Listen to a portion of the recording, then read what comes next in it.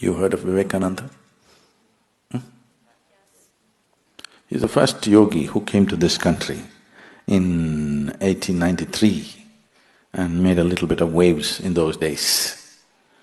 So he also went to Europe on his way back from United States and happened to be a guest of a German philosopher.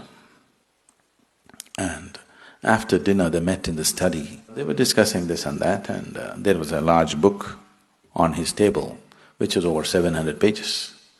So Vivekananda said, because the man was speaking very highly about the book, he said, "Can you give me that book for an hour?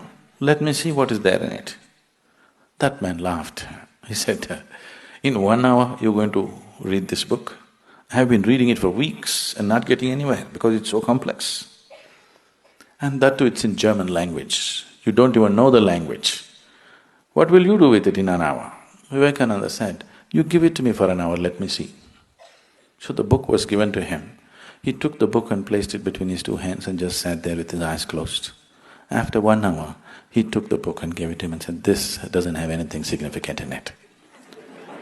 That man thought, this is the peak of arrogance. You don't even open the book and you make a comment about the book, a book which is in a language that you do not know. So he was a little put off by this and he says, "What is this nonsense?" Vivekananda said, "You ask me anything about the book, I'll tell you." Okay, in page 633, what is there? Verbatim, Vivekananda repeats. You ask any page, just number the page, he will tell you what is there word by word on every page. Then he asked, "How is this? You didn't even open the book, how is this possible?" He said, "That's why they call me Vivekananda." Viveka means perception. His name is Narendra. His guru called him Vivekananda because of his ability to perceive. So he said, "That's why I'm called Vivekananda."